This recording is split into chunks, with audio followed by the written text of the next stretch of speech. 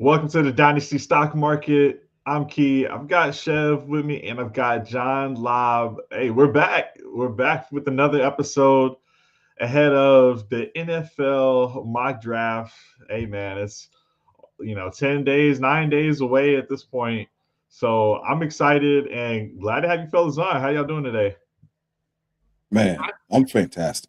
Yeah, I'm fantastic. I finally finished all my work, all my written, all my videos, all my study. 3-4 months comes down to these last 10 days.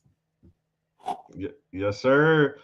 Hey, everyone's getting their final mocks in, right? Trying to figure out where these players are going to go and what the landing spots mean. Shev's had some video recently on the Player Profiler channel about landing spots and how it might affect some of these players. John's got a lot of work on the playerprofiler.com website about all of the different players. Got to go check that out. But we're actually going to get this draft started. And don't even have this thing full. Doesn't matter. We know who's going at the 101. Woo! And John, you're up first. You got 30 seconds on the clock. This is Super Flex, tight end premium. And we've got Ashton Genty, Ted McMillan, Cam Ward, and John goes Amari and Hampton. Why you take Hampton there? I'm all in on a Marion Hampton. Obviously, Ashton Genty's the number one running back. But in my model and my film analysis, he's very, very close. And I'm a little optimistic he ends up in Dallas or Denver, which would be ideal landing spots for the young man. And I think he's got underrated PPR. He's a good receiver. He's not Najee Harris, but he's definitely underrated. Oh, man. Yeah. This is Shev's on the clock here. Tyler Warren just went. Yeah. Jeff's like, what do I do? Ooh. So is Henderson your RB3 or is he RB2? No, he's not. I've said till I was blue in the face, it's Quinshon Judkins, but I just can't. I have to do something different here. We're on the Dynasty Stock Market. We're getting increasing reports of stocks being up, the stonks, if you will, for Travion Henderson. So I wanted to feel what it felt like to click the button on Travion Henderson because I've been clicking the button on Quinshon Judkins since February. I like it. Yeah, QJ, awesome combine. That was actually the last time John was on the show when we did our pre-combine kind of players to watch. And Judkins was one of those guys that balled out. And, his stock definitely rose after that. So I can't blame you there. Those teammates, Ohio State, back-to-back running backs, they're off the board. You got Luther Burden at the 108. Then we got Travis Hunter, Emeka Ibuka, Shedeur Sanders, and now I'm on the clock. And real quick, tell me how y'all feel about Travis Hunter, just with some of the news around him. Where are you guys wanting to take Travis Hunter?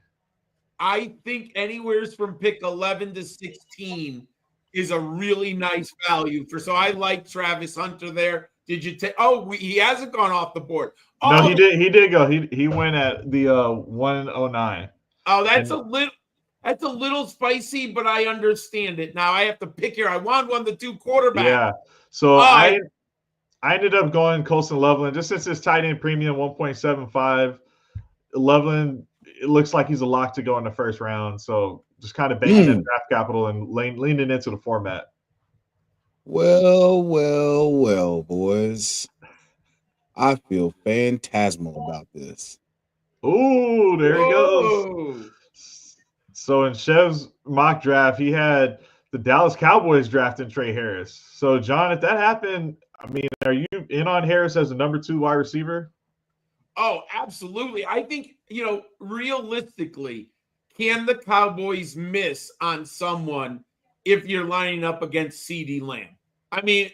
They've had semi-good production on, Jalen Tolbert, right? And then they had who's the other young man? I'm sorry, my brain is going blank. They had Brandon Cooks. Yeah, Brandon Cooks.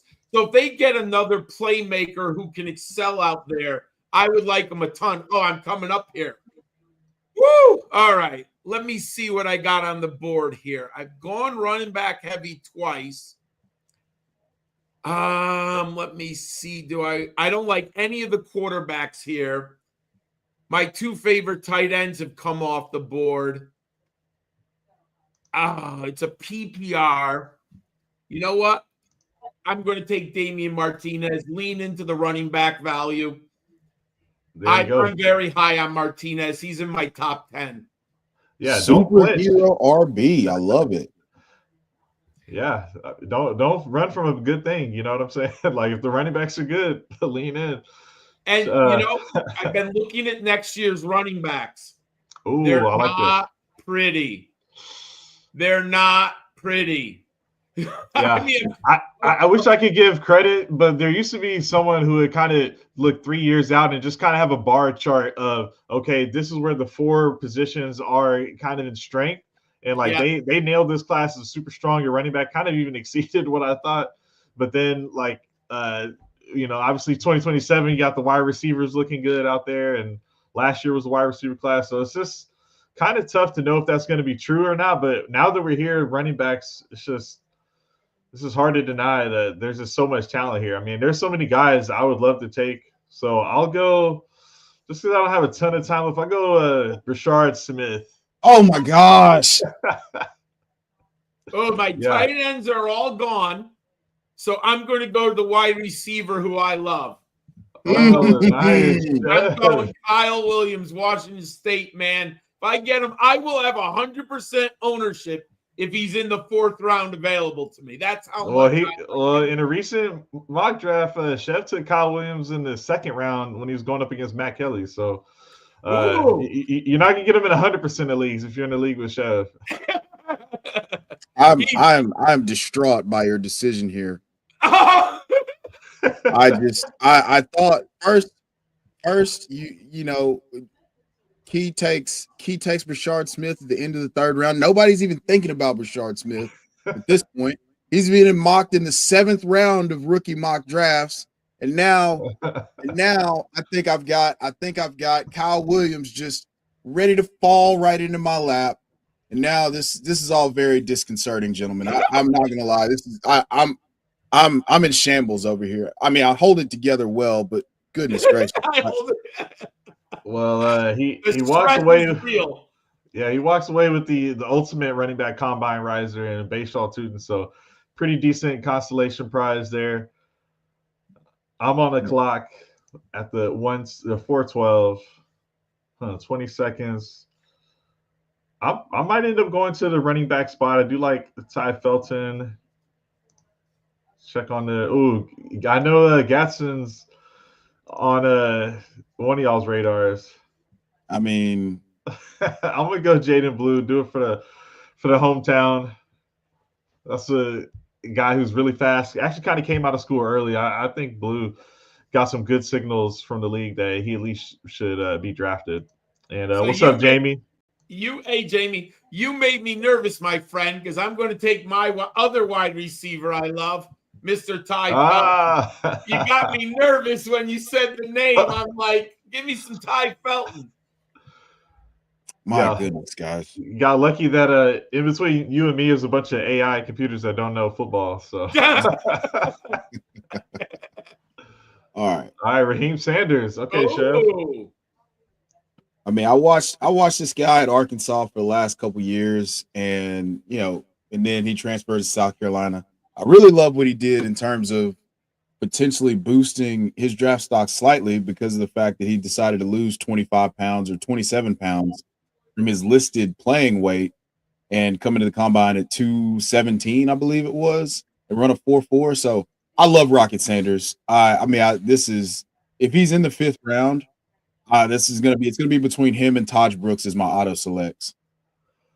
Nice. I didn't even notice. Where did Taj Brooks go in this one? He didn't. Oh my God. I should. Wow. Taj Brooks was in the 4th round, pick 9. That's okay. Here we go. Oh, there he is. That's a grand. So, guys, I think I'm gonna go Tyler Shook here. What do you think? Is that a good pick? Like, he's gonna get draft capital, or do I just? I would have taken Tyler Shook if Ty Felton was off the board.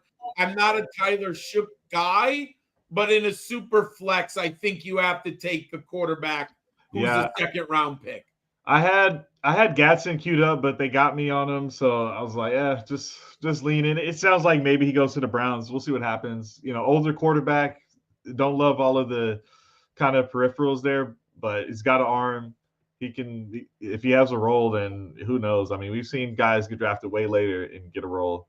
And there we go. I mean, that's our mock draft right there. The final pre-draft mock draft. We're gonna have so many more post-draft mock drafts, I'm sure.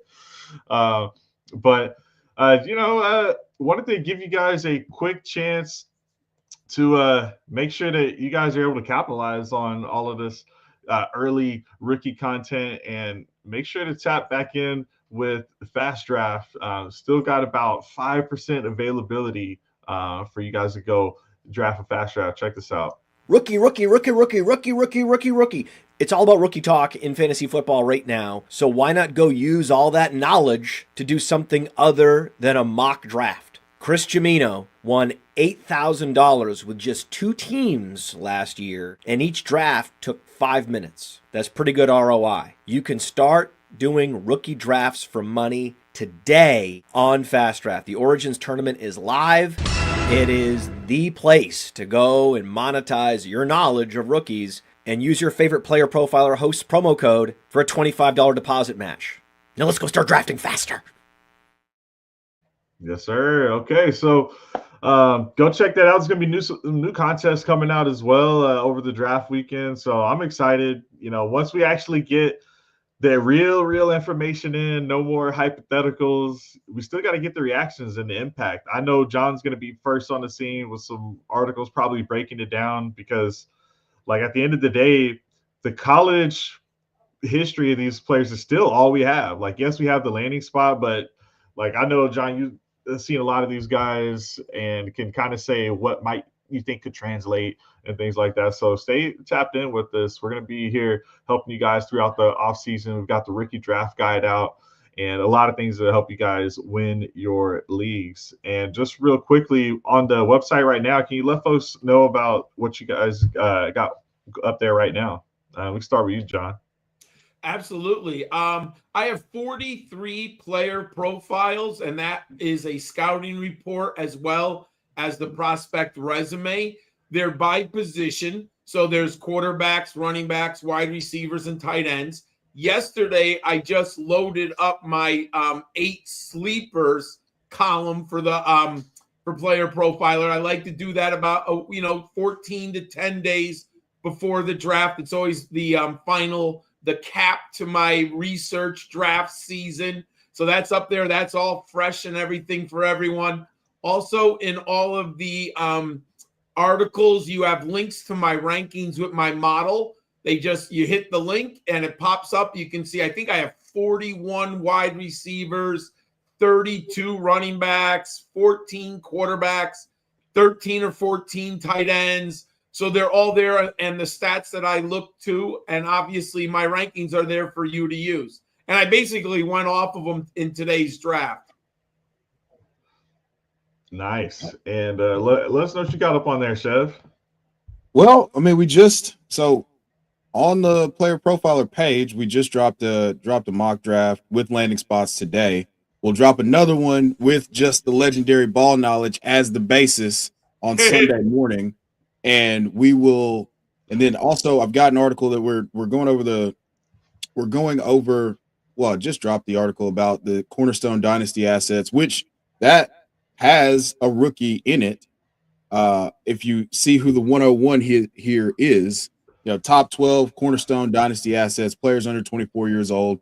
So you can go check that out as well.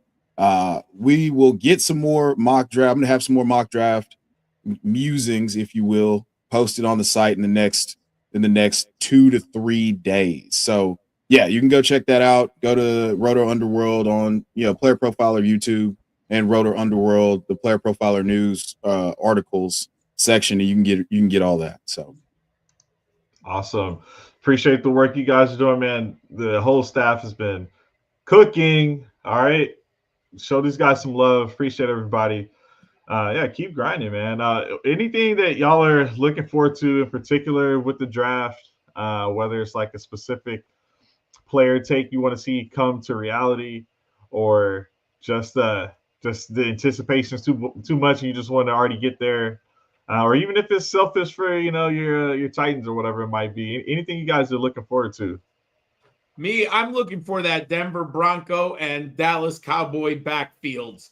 I mean, Is that on the shirt there? Well, yes, I am. Okay. I do have my Denver shirt, but we all look at that depth chart right now in Denver, and you got to say, man, Sean Payton cannot go into the season with that depth chart at running back. So you got to think he's going to get a player. I would assume it's going to be a Mark Ingram type clone, right? Someone who can carry the load 200 times, a goal line back, maybe some pass catching chops. I think that's very fascinating. And Dallas losing Rico Dowdle over the offseason. I mean, that is not a very strong running back room either in Dallas. So you got a new coach in Kellen Moore. You got Dak Prescott coming back. I think that's right for a running back spot. And I will say, I'm interested in, are teams going to decide that the top running backs are so valuable that they're going to grab one earlier than we think? Or are they going to look at the depth and say to themselves, between running backs 6 to 15, I like 2 of them, so let me double dip, So I think it's going to be fascinating. Do the Broncos reach in the first? Does Dallas reach in the first at a running back? Or are they patient and go round 3? So I'm very interested to see how the organizations value the running back. And do you go to the elite 5? I would assume most of us think there's 5 big running backs. Or do you just say, you know what? Let me get 2 running backs later because I want to dip into that offensive line or defensive line value. So I think that's very interesting to me. Yeah, because there's so many other team needs that you still have to fill. Yes. Like Chev had done a show with FF Dynasty, and they were talking about the 30 visits, and you kind of see teams showing their hand a little bit, whether it's they're only focused on bringing in some of the higher level guys, or you see some teams are only bringing in the later round running backs, and you can kind of see where they might be leaning. Like I could totally see a Dallas take a Ollie Gordon combined with a Damian Martinez type of backfield, Or how about Ollie Gordon, Brashard Smith? Yeah. Like that's not a bad. And I have a feeling I think Dallas is going to go big. I think they're going to go offensive line or defensive line. I mean, they've been doing that for years. Last year, how many times did we gasp when Dallas took where's the running back? Where's the running back? And they didn't take one. And if you look at Sean Payton's history at New Orleans, he got a lot of big boys on that team, and he built a solid team in the front 7. And that offensive line at one time, I think it was like 2018, you could argue that New Orleans had the best offensive line in the NFL. I mean, I got a feeling and I want them to get a running back, but I have a feeling they might throw us a curveball if you look at the history of Sean Payton and the Cowboys, how they draft. Okay. Well, they got Evan Ingram, so they've got their kind of joker role tight end out the way. So, I mean, to me, it's receiver or running back. And I am curious, how many receivers go. You've seen like so many classes recently where it's just a ton of receivers going, and it might be like a recent 5-year low maybe for receivers that go in the first, but then maybe not, because it does seem kind of like a big 4, like quote unquote, like, you got Tet, you got Golden, you got Mecca Buka, and we're wondering if Burden stays in that range. I think those are the only 4 real first round considerations. Now, a team might love a guy, it depends on how you rate Travis Hunter. But I don't think Alec Ayamanor, Jalen Noel, Jaden Higgins, I don't think they're first round picks by the NFL. I think they're going to be in the second or maybe even third, depending. Yeah, from a fan perspective, I just want the teams to go, don't wait. Get the good, get the good stuff early. Like, give us some fantasy goodness. Yeah. Do you That's think what we want. this is not fantasy goodness if the Bengals draft a running back early? Well, it's not good for Chase Brown owners. It would probably be really good if they just committed to the bit and decided to take. If Ashton Genty somehow fell to pick Oh 18, God. let's Well, just commit to the bit. Just bear with me here. What about the greatest show in northeastern Ohio or wherever Cincinnati is? Like let's just let ourselves dream a little bit about having Ashton Genty in 6-man boxes and what he could potentially do with Joe Burrow, Jamar Chase, T. Higgins. Let's just let ourselves dream a little bit. yeah. Now that that's over with, and we know that that's never going to happen, my question for you is, where does Tyler Warren?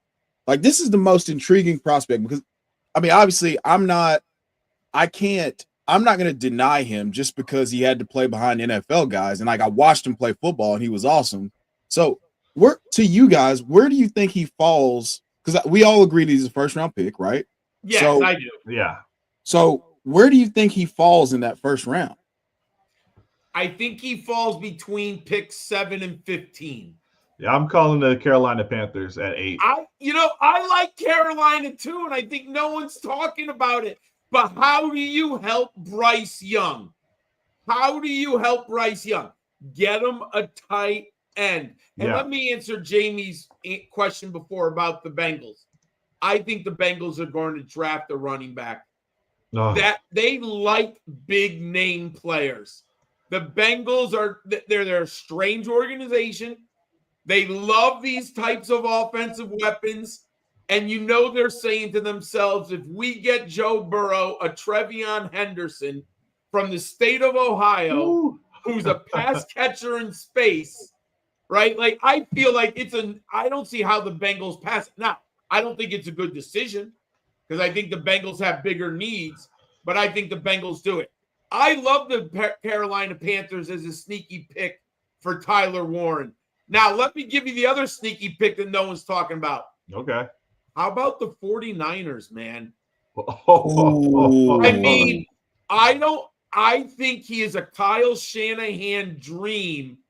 He can play H-back. Remember, didn't they get rid of Kyle Juszczyk? They brought him back. They brought him back. Barely. See, I think Warren is the perfect replacement for Kittle. He slowly builds up to Warren playing full-time 2 or 3 years from now. You still can use him at fullback, H-back, in the slot. I think he's a Kyle Shanahan player all day long. I like it. Yeah, that's a great coach fit. And Tyler Warren as a player, the toughness, man, you see him take those hits. That's Kittle. Kittle is the same type of guy. Like welcome to TEU. Kittle would, hand the commissioner title over to him when he retires, and it'll be perfect. How about Tyler Warren, George Kittle, and Christian McCaffrey at the goal line? That's a problem. Yeah. It's a major problem. Yeah, talk about replacing. Major problem. You have to replace Debo and at least for half the season Ayuk. So that, and they got their receivers. Yeah. Right. They have their Ricky Pearsall. They'll be okay at receiver. I think the Panthers and the 49ers are two teams that people are just blatantly overlooked. That I think they're going to like Tyler Warren. Yeah, because you mainly hear the Colts landing spot, but it's like, give me something new. Yeah, right? I don't want that. I don't want that at all. They've already got gigantic tight ends. That's not an ideal landing spot. Yeah, dude, they've already got 2-3 tight ends. They're like 6'14" that they can't use already. We don't need another one. And they got a bunch of wide receivers they throw the ball to a lot, right? It's just, and who says their quarterbacks are any good? They're putting out Daniel Jones and Anthony Richardson like, not an ideal landing spot by any stretch of the imagination. No, man. They got two bums fighting over the last piece of bread in the street at quarterback. Yes. Please no. Please no. Now, I do think Colston Loveland might end up in Indianapolis, and that frightens me. Well, we could just hope for a complete and utter scorched earth reset in 2026 where the GM's gone, the quarterbacks are gone, the only people remaining are, Josh Downs, Michael Pittman, Jonathan Taylor, and then they're going to go in and they stink so bad that they draft Arch Manning, and then they just fulfill the Manning prophecy. I Not a love it. bad idea, really. Not a bad idea. Man, there's so many players I want to ask about. I'll try to, condense it some. Let me do one more, Alex. Oh yeah. So, John, this was direct. All right. You just talked about Tyler Warren going to the 49ers. How would you feel about Luther Burden going to your Denver Broncos? So I'm not in love with Burden. I have a second round grade, so I think that might be a little reach. But I do think the NFL may like Luther Burden more than I do. So I see just in my grading book how I saw it. I think he's limited as a route runner, but that's also possibly the Missouri offense. But I have a second round grade. Here's what I believe. I think they like Marvin Mims and Troy Franklin more than the fantasy universe is making understanding. I believe he's very happy with the wide receiver room. Because if you remember with the Saints, how often did he have those home run hitters who caught like 40 passes for 600 yards? Or you'd be like, oh, I got the wrong one today, right? Yeah. I just don't think Sean Payton's going to go there. And they have, who was the undrafted rookie free agent they had last year? I can't remember his name, but he was actually, he played. Devon Bailey. Devon Bailey. He likes Bailey. Like, he played a lot of Marvin Mims, 5 yards of separation for Marvin Mims. That's the most in the league. Good. Yeah. Marvin Mims was good watch his last 5 games. Marvin Mims was very good at the end of the season. I think people are missing the boat on Sean Payton. I think he's all right with his wide receiver room. And I'll tell you this right now. Sean Payton has a wide receiver he likes in round 6. I'm just telling you. He's got a guy out there that no one's thinking of, like Chamare DK. I happen to like out of Florida. Like, that's the type of guy, Sean, he could just like him late in the draft. We're not thinking about him. And Sean Payton, because he did that with the Saints. Now, he did have his studs, right? He had Michael Thomas and he had Brandon Cooks. He would have his studs. But look at the rest of his roster. And when he had Marquise Colston, right? Yeah. Look at the rest of his roster. Name another Saint receiver after that. He's got his guy in Cortland Sutton. And I look, he's not going to give up on Troy Franklin. He's just not in one season. And if you watch Troy Franklin, he threw a lot of deep balls to Troy Franklin. Now, Troy Franklin dropped a few, so that's a problem. But if Troy Franklin improves his hands and works with the coaching staff, I think they're happy at wide receiver. I don't see a wide receiver. Peyton likes big boys. He knows his bread is buttered on the front 5 and the front 7. I think they're going to go there, especially if one of these dominant defensive or offensive linemen, defensive linemen drop.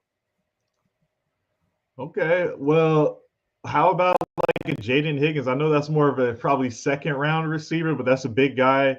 Would Peyton be interested in that, or would he like to go later to like a Savion Williams, who's also big, but more of a gadgety type guy? So it would depend if Peyton decides he's got to replace Cortland Sutton.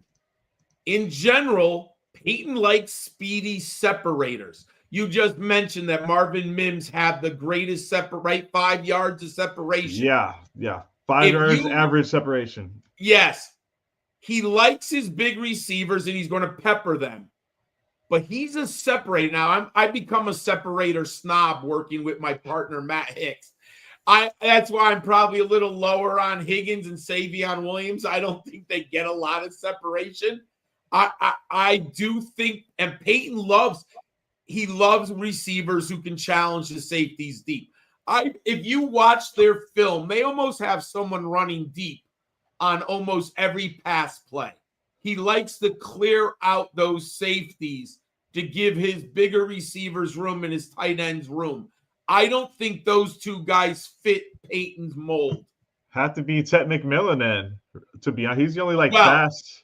Yes, it would have, but he's not going to last. Yeah, he's not well. going to. Yeah, they have to trade up probably. Yes. I mean, All look, if Ted McMillan drops, what do they have, number 20? Yeah, so if they that's drop the only 20, guy you who's have to fast take it. and big like that. Okay, yeah, it's like not even a sleeper team. It's just one of those things where it's like, well, they're in the division with the Chiefs, and it's like people are just like, what are they going to do? Bo Nix year 2 or what? But great year 1, and everything kind of looks like room to grow from here, especially if he takes another step forward. And he was like, for fantasy, number 7 quarterback. He was efficient. He was good. So yeah, I like Bo Nix. I'll say this. I think Seattle and Tampa Bay are sneaky wide receivers in the second round. I like those two. I really want, I love Jalen Noel with Baker Mayfield and there we go. That was one of the guys I wanted to ask about, because he's a guy who I have number 1 on my Phenom Finder model, and mainly about athleticism, but pound for pound, I love Jalen Noel. What were you thinking about Jalen Noel? Give me some confirmation bias here. Hey, look, you got Mike Evans, you got Jalen McMillan, you got a decent tight end in Cade Otton. You put in that slot receiver extraordinaire, and Baker Mayfield's become a very efficient quarterback. He's been a good quarterback. And then you have all those pass-catching running backs. I think Jaden Noel there, because now wait, has Godwin signed yet with anyone? Yeah, he did, but he's coming off an injury, and that's what I mean. I keep thinking that you're right about the sleeper part, because no matter what, Mike Evans is this season. Yes, he's chasing that record to actually become the person with the most 1,000-yard receiving seasons in a row. But after that, I think he might be done after he gets the record, man. So either way, they're going to be a new era. Fresh legs in Tampa Bay. They're going to. Now, I also think Seattle, they have to have a field stretcher. Cooper Kupp and Jackson Smith-Njigba, they're kind of redundant assets. They need someone to challenge the safeties deep. I think they're very ripe in the third round for a speedster who would be, not saying he's going to be a great fantasy asset, but he would open up the offense. You cannot let those safeties just sit on top of Cooper Kupp and Jackson Smith-Njigba. You've got to have someone challenge those safeties deep. So I think they're also kind of ripe for looking for a wide receiver who's a vertical player.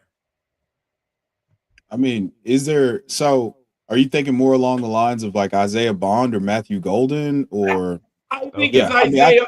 I think Isaiah Bond would be a perfect guy for Seattle, because you could just basically tell him to run a post and the deep out all year round. Son, we're going to do a lot of cardio, and you're going to challenge the safeties.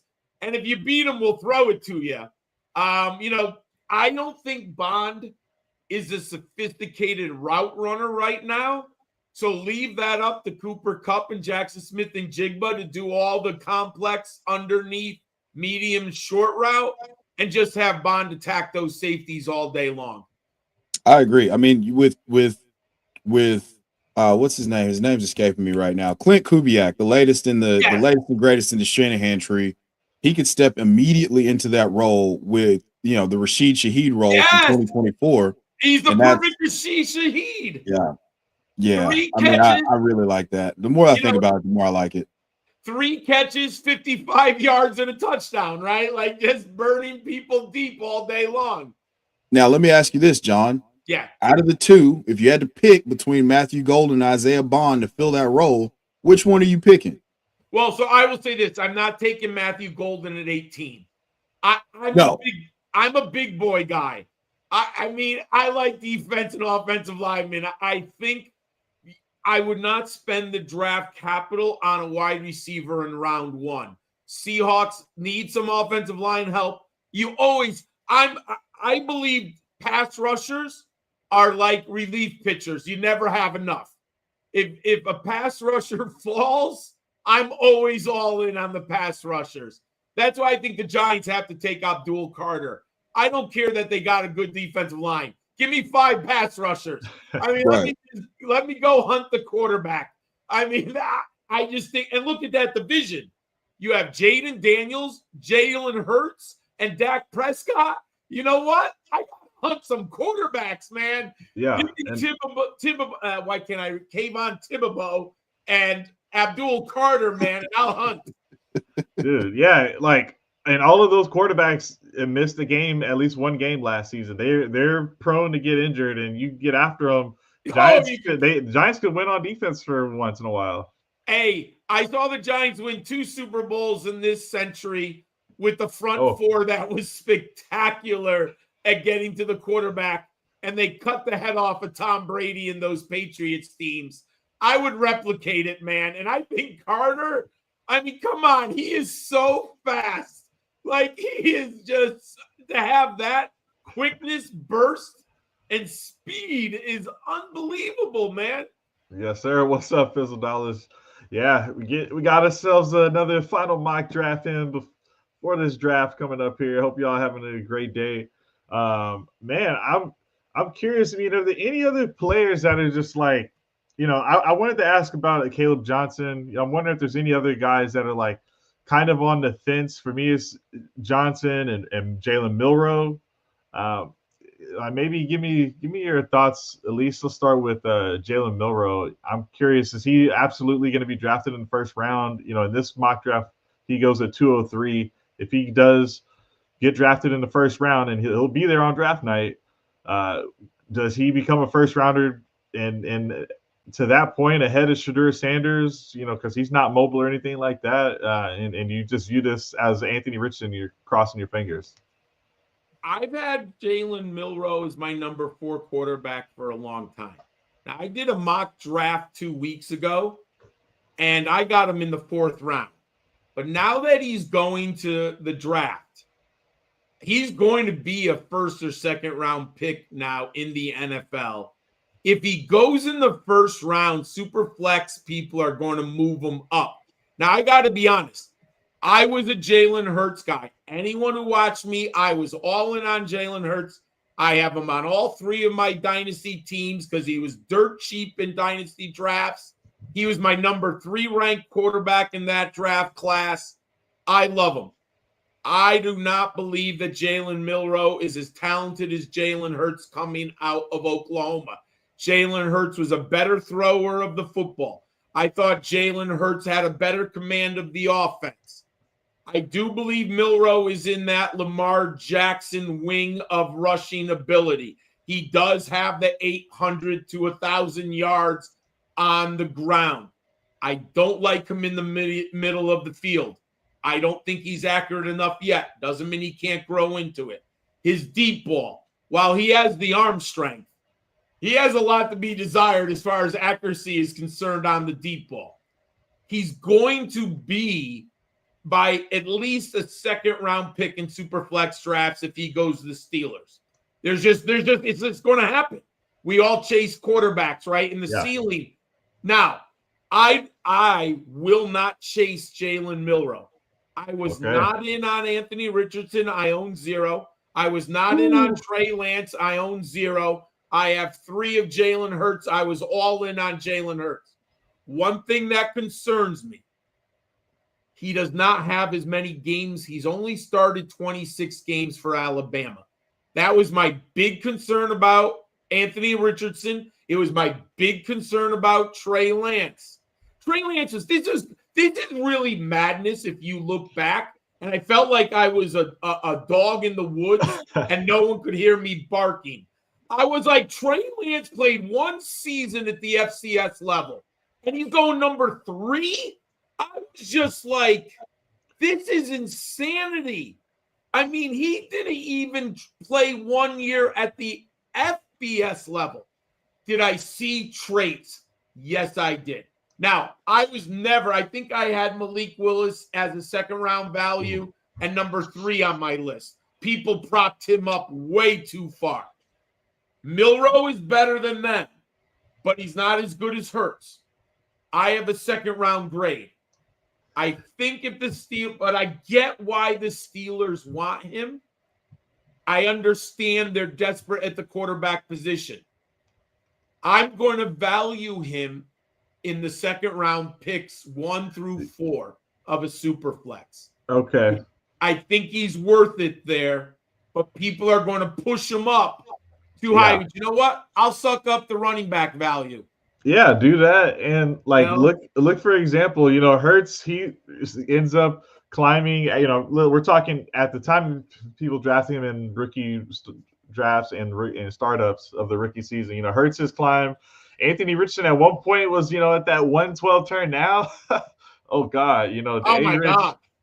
he's down here in the 8th round. This is what could happen if you make that pick. I mean, we got Sanders right here, but the guys that you mentioned, Trey Lance, he's not on here. Willis is not on here. So the range of outcomes is just crazy. Fizzle says Jalen Hurts the ultimate leader, and he did win. So if you're leaning into that, you knew he was going to get a ton of opportunities as just a winner as a football player. Hurts that is. So it's just so many range of outcomes where you could have taken Bijan Robinson instead of A-Rich in that draft and kind of bank that value.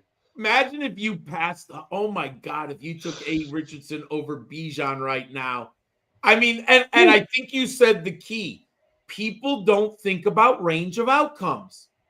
Could Milroe be Jalen Hurts good? Yes, but he could also be Malik Willis. They're both in the range of outcomes for him, and I think Malik Willis looked better last year in Green Bay.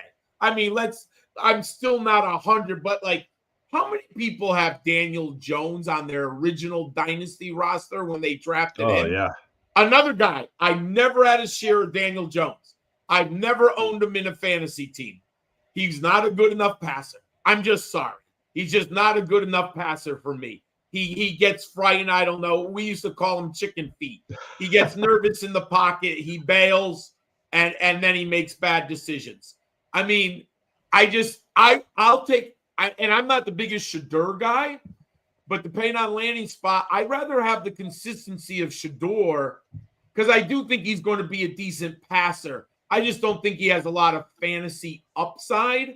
And there's nothing wrong with having a Brock Purdy, Kirk Cousins on your roster. Like that's to me, Shador could easily throw for 3,800 yards and 26 touchdowns. Like that's absolutely fine, and I think his range of outcomes is a little narrower. I think Shador's a good football player, a good quarterback. He just doesn't have that uber ceiling upside. Yeah. And so I was kind of curious. You've been playing some games where it's like, would you rather trade for this pick or make the rookie pick? Something kind of like that. And, Ashton Jeanty at the 2-5 here in the startup draft, whereas let's say it's Cam Ward maybe is the next pick in a lot of these drafts. That's at the 6-6. So you got from this 2-5 to the 6-6. That's 4 rounds gap in between of value, So it's not just like, oh, I'll trade you, one of these players in the middle for Cam Ward straight up. You're trying to get something on top for almost any of these 48 players in between Ashton Jeanty and Cam Ward. So there's just so much like of a gap in between their values. Is there, after Ashton Jeanty, are you looking to make some moves?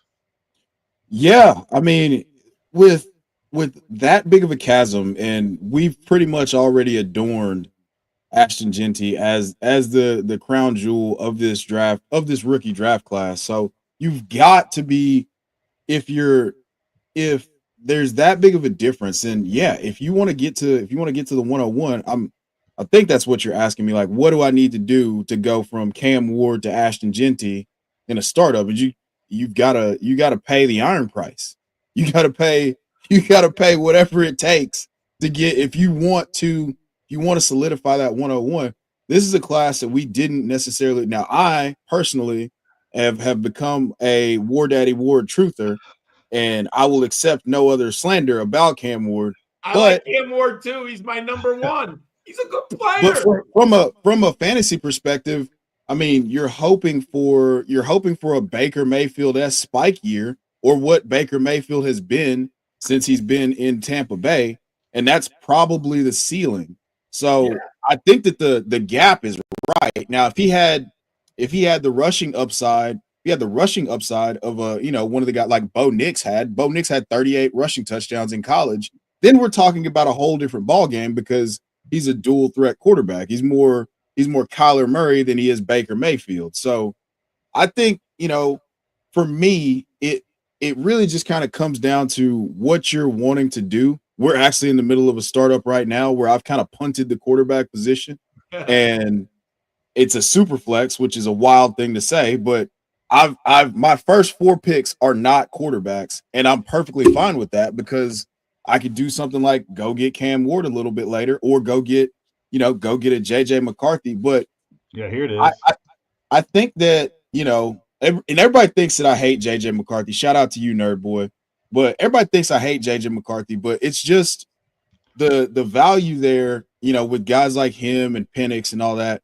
Like in that range, you can go get so to answer your question, in the range between Ashton Genty and Cam Ward, you've got JJ McCarthy, you've got Cam Cam Ward. Oh, sorry. Yeah, we can go Like back. there's so many different options. So you have to pay handsomely. You got to pay like a birthright to get from the 102 to the 101. And I think that's honestly, right now, that's correct because you have a guy in Ashton Genty we already view as a potential guy who could finish number 1 at the position. Whereas I don't think anyone would say number 1 overall as a quarterback is in the range of outcomes for Cam Ward. Yeah, and I'm thinking, like, let's say Cam Ward has the ability to rise in value after a good season to the CJ Stroud range. Obviously, well, not obviously, but CJ Stroud, I would never draft him here, but that's not the point. I would say in the 4th round is kind of where I would be comfortable, like saying, hey, Cam Ward, I can see him rising there, and that's justified. Like, he's got to be he can be at least as good as these guys in this range. It's mainly the legs that kind of separates if I'm taking you in the top 2 rounds. But all of these guys in here, you definitely want to, maybe just depending on the scoring format, I could see you going a different way. But even if it's not for Ashton Genty, I'm still looking to take that 102, see if somebody's tired of some of these players back in this range. If you're hoping Higgins could get out of the, that landing spot, and have to compete, and you thought he could be the number 1, and now you won't. Maybe somebody wants to get off of Higgins. Maybe someone wants to. I see Tet up here actually. So they have Tet. Maybe some people have Tet as the 102. He's at the 311 here. So I would say it's kind of murky what that rookie value is right now. Let me ask you this over these guys, but let me ask you this, Key.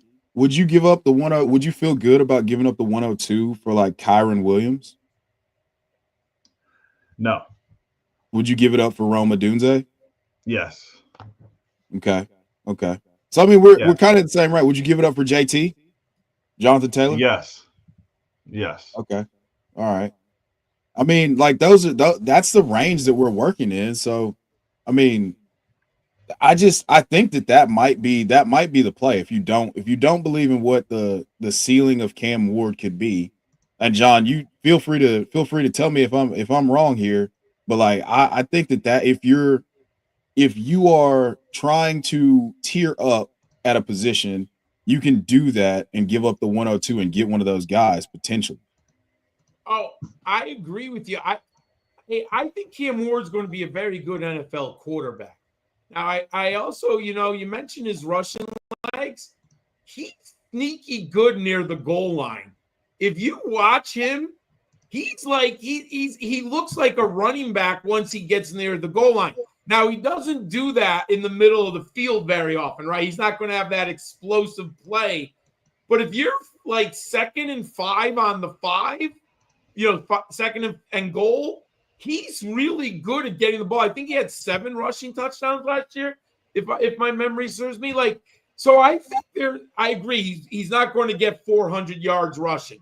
But if I could get 4 or 5 rushing touchdowns out of Cam Ward and like 200 to 300 yards, that's very good because I think he's a good thrower of the football, and I think he's being underrated. I like Cam Ward. I just think people are just like, well, he's a number 1. It's okay. No, he's a pretty good quarterback, man. I think people are underrating him. Yeah, I totally agree. And I think really with this rookie draft class, it's one of those where you can just completely fill out your flex spots. There's Oh just yeah. so many guys where it maybe could even make sense to if you're feeling this type of way about the 102 or maybe a 105, whatever it is, just hey, you can have it. Give me like 3 seconds for this first round pick or whatever that might look like. And because right now I'm looking on Dynasty Daddy and I'm seeing 102 for AJ Brown. I mean, some of these don't seem super realistic, but with the age factor and the some people hate the quarterback is one of those things. This is a first in 2027 plus the 2025 102 for Bijan. So two firsts for him. Oh, these are There's trades. these are trades. These are Hey. trades. Hey, go full screen to see it. I had to do the same thing, John. Whoa. Yeah. I thought you were like, these are so unrealistic. I can't believe these are trades. No, Wait, I these knew are what he like was doing. all- I had to. These I had are to do all the the same trades thing. that take place in all the leagues. Is that what that is? Yeah, Yes, this is sir. just yeah, exactly that, man. So actually on Player Profiler Now Plus tomorrow we have an episode with the creator of this tool, Dynasty Daddy. Johnny Tuma will do an interview with him. So go check that out tomorrow morning. The guy who makes this tool that does a lot more than just show the trade database, but can also kind of monitor your leagues or help you in a bunch of other ways. Check that out. Got an episode dropping tomorrow. But yeah, man, it seems like I Wait, think the someone over traded Malik Neighbors? Oh my God. idiot. No, they got Ashton Genty. They got the 101 out of that. Ashton Genty and Drake London for Ashton Malik Genty and Drake Neighbors. London for Maybe Malik Tet Neighbors. or Cam. Yeah, Yeah.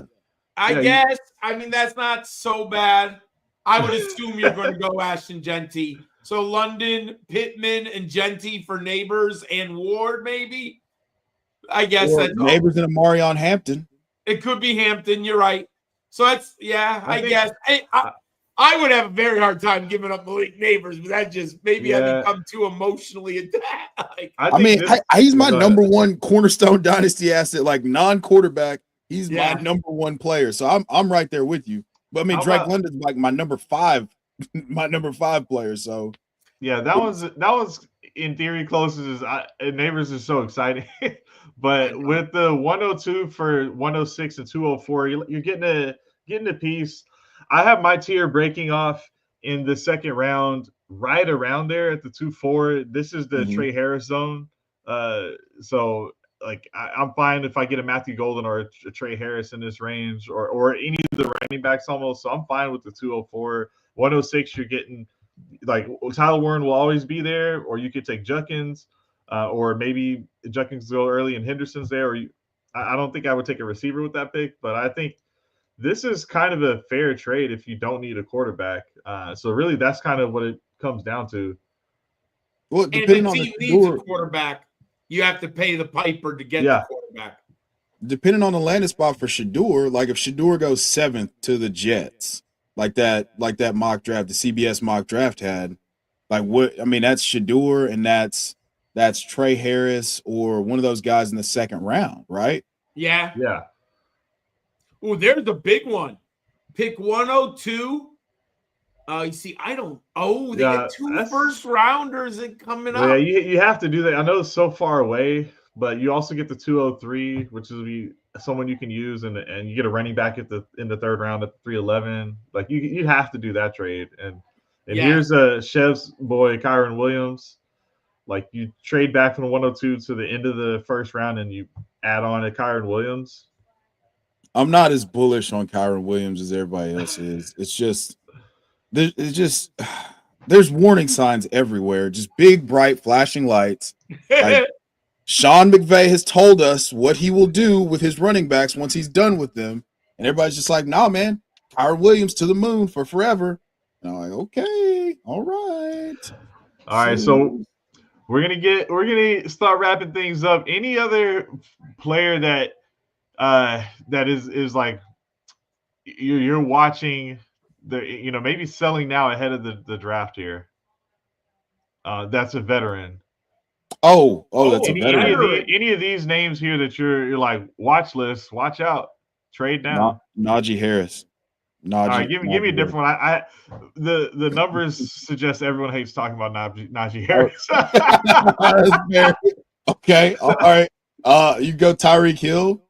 Tyreek Hill, Brian Robinson. I know this is going to sound crazy. I still have hopes for Jalen Waddle in Miami. Oh, yeah. I still don't think he's hit his ceiling, but it is a big risk.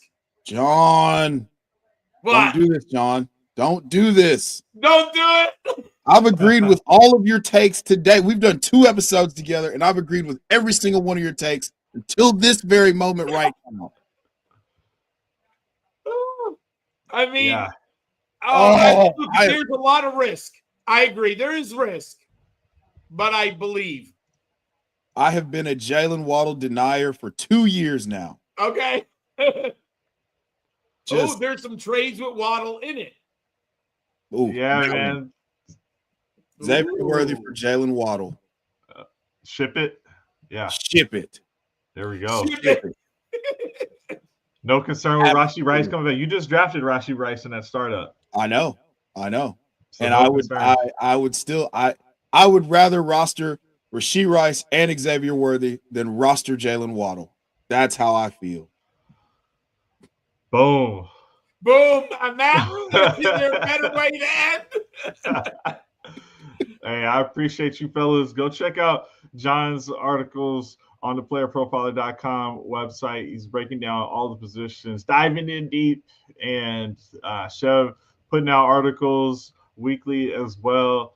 Got the cornerstones, got landing spots for your pleasure, and he's got another mock draft coming out on Sunday, I believe. So go check that out. We got a bunch of new content coming out on the Player Profiler Now channel as well. Like I said, Dynasty Daddy will be on tomorrow with Johnny Tuma first thing in the morning, and lots of other great stuff. Stay up late with us with the D-Gens. We got press coverage coming back for the first time with Wyatt Bertoloni, and he'll have Pat Fitzmaurice as a guest on his first episode. So just a lot of content coming your way, and we appreciate you guys. So we're excited for the NFL mock draft, and thank you fellas for joining.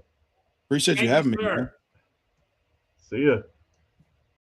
From the Podfather to you, I deeply appreciate you tuning in. And many ask, what can I do? What can I do to help support the hosts, the research they do, the production costs? Go to playerprofiler.com, Dynasty Deluxe, World Famous Draft Kit, Rankings, DFS Dominator, and of course, data analysis. Subscribe to any one of those, and you support all of us and take Player Profiler to the moon.